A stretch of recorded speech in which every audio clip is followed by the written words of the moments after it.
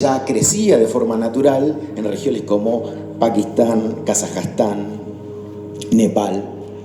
El cannabis juega un papel fundamental en la religión y en la espiritualidad de la India y regiones circundantes.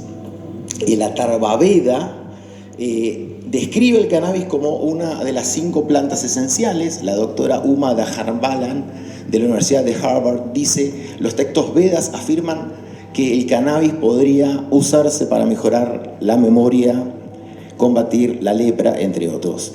Y me imagino que habrán escuchado de la medicina ayurvédica tan de moda ahora, que solo tiene 3000 años.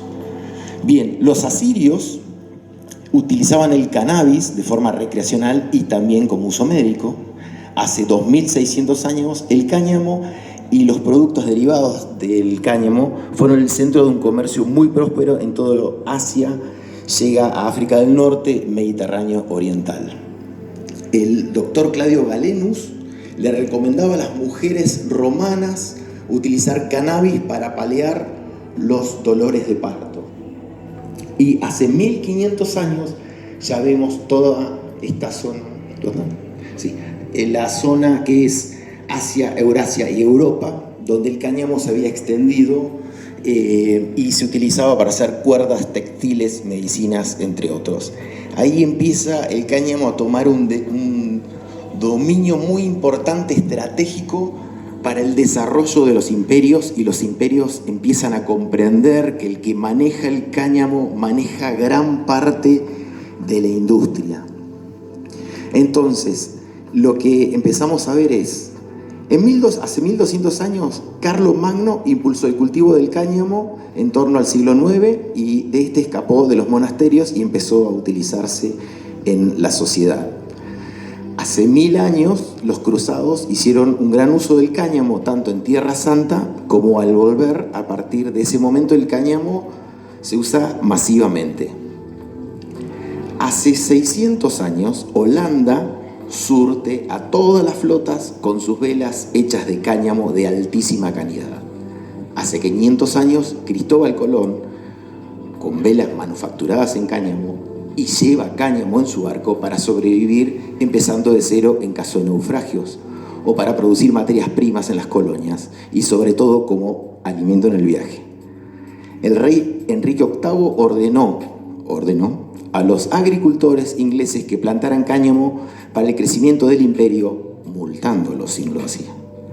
Hace 400 años el cáñamo desempeñó un papel importante en el descubrimiento y la colonización del mundo, como material utilizado para cuerdas y velas en las embarcaciones que llevaron a hombres y mujeres a lugares como América y Australia. En 1616 el cáñamo estaba creciendo en Jamestown, el primer asentamiento inglés permanente en las Américas. El cáñamo se utilizaba como combustible para lámparas, para ropa, cuerdas, equipamiento para barco. Y en 1619 la Asamblea de Virginia ordenó a los agricultores, a las colonias, a cultivar cáñamo. Ordenó nuevamente. Un mandato que hoy se cree es la primera ley de cannabis en el Nuevo Mundo. Hace 250 años, el Acta de Independencia era firmada en un papel confeccionado con fibra de cáñamo. Y ahora vamos con una seguidilla de 3 presidentes de Estados Unidos que se dedicaban a la industria del cáñamo. George Washington, en su finca de Mount Vernon, que tenía cultivos de cáñamo para hacer papel. Benjamin Franklin, que tenía una fábrica para hacer papel. Y el emprendedor, agricultor Thomas Jefferson, que no solamente era un excelente agricultor, sino que generó una planta de diseño para una trilladora. Este es el modelo de la registración de patentes hecha por Thomas Jefferson. Hace 225 años, Manuel Belgrano decía: el cáñamo dará trabajo y riqueza a la nación. Él creó un manual medio de instrucciones en 1795 sobre el uso de esta planta, tanto del cáñamo como el lino, que se utilizan muy en conjunto. Y él describía que en Castilla y Galicia había ayudado a exterminar la pobreza. Envió semillas de esta planta a algunas partes del virreinato y especialmente a Chile, donde logró adaptarse muy bien. De hecho, hoy es la tercera exportadora mundial de semillas de cáñamo. A lo largo del resto del siglo XVIII y XIX, el cáñamo continuó manteniendo un papel crucial en los Estados Unidos. Hace 100 años, el consumo de cannabis en Brasil permaneció restringido a los grupos socioeconómicos bajos y se lo llamaba el opio de los pobres. En México, lo mismo, el cannabis estaba también utilizado por las poblaciones más desfavorecidas y los inmigrantes mexicanos introducen, ya no hablamos de cáñamo, sino hablamos de cannabis sativa con efectos psicoactivos, y lo introduce en Estados Unidos. Como todo a veces no es tan lindo y no sale tan bien, en 1930 el Federal Bureau of Narcotics, dependiente del Departamento de Estados Unidos, nombra como director a Harry J. Anslinger. Yo le voy a hablar de este señor los próximos 40 años. Se da comienzo a la guerra absoluta contra cannabis. Anslinger nos decía, la marihuana es la droga que más violencia está causando en la historia de la humanidad. Primo de Darth Vader.